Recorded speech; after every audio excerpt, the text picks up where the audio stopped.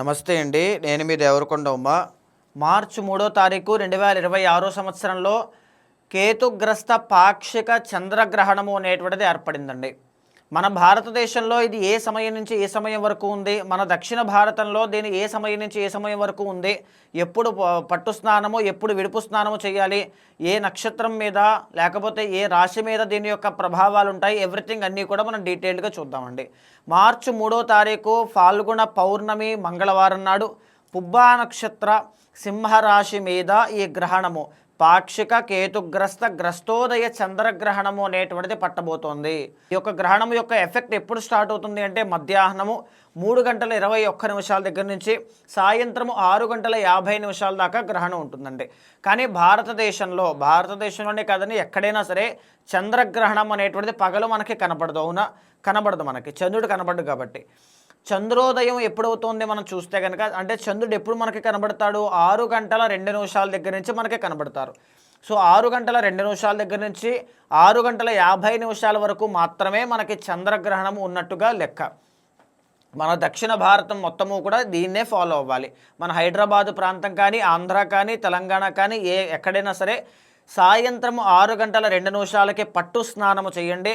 6:51 విడుపు స్నానం అనేటువంటిది చేయండి.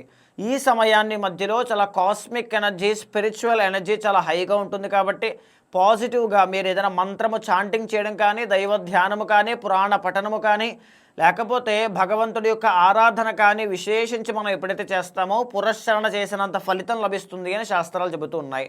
కాబట్టి చాలా జాగ్రత్తగా ఈ సమయాన్ని ఉపయోగించుకోండి, కేటాయించుకోండి. అయితే ఇది ఏ ఏ రాశుల మీద ప్రభావితం అయ్యేటువంటి అవకాశాలు ఉంటాయి?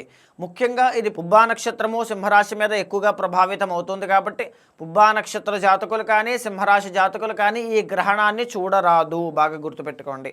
రెండో పాయింట్ ఏంటి అంటే కర్కాటక రాశి వాళ్ళకి ఎఫెక్ట్ ఉంటుంది, కుంభరాశి వాళ్ళకి ఎఫెక్ట్ ఉంటుంది, మీనరాశి వాళ్ళకి ఎఫెక్ట్ ఉంటుంది, అండ్ కన్యా రాశి వాళ్ళకి ఎఫెక్ట్ ఉంటుంది.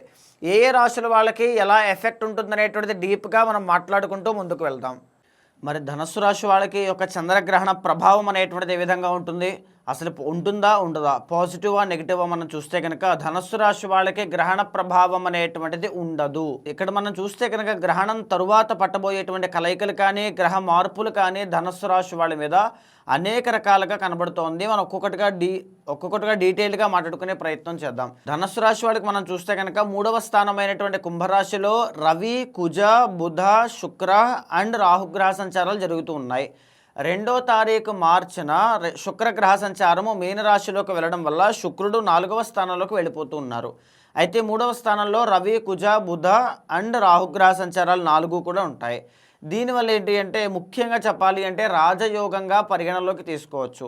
మార్చి 15వ తారీఖు దాకా రవి అదే 3వ స్థానంలో ఉంటారు. కాబట్టి మార్చి 15వ తారీఖు లోపల అనుకున్న పనులన్నీ పూర్తవడం కానీ, లేకపోతే మేజర్ హెల్త్ ఇష్యూస్ ఏమైనా ఉంటే అవి తగ్గడం కానీ, పనుల్లో ఆటంకాలు తొలగిపోవడం కానీ, రాజకీయ పరంగా అభివృద్ధి చూడడం కానీ, లేకపోతే రియల్ ఎస్టేట్ రంగంలో మంచి గ్రోత్ చూడడం కానీ, అనేక విషయాల్లో మంచి విషయాలన్నీ కూడా చోటు చేసుకోబోతున్నాయి.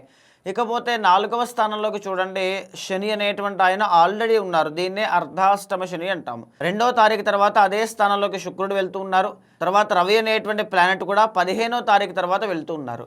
15వ తారీఖు తర్వాత రవి, శని, శుక్ర 3 గ్రహ సంచారాలు 4వ స్థానంలో ఉండడం వల్ల ఈ మార్చి 15వ తారీఖు తర్వాత అంటే గ్రహణము తర్వాత కుటుంబ పరిస్థితుల్లో కుటుంబానికి సంబంధించినటువంటి ఇబ్బందులు ఏవో రాబోతున్నాయి అని చెప్పచ్చు. ముఖ్యంగా చెప్పాలి అంటే మార్చి 11వ తారీఖు తర్వాత గురుడు వక్రగతిలో నుంచి రుజుమార్గంలోకి రాబోతున్నారు. కాబట్టి పరిపూర్ణమైనటువంటి గురుబలం పెరగబోతోంది.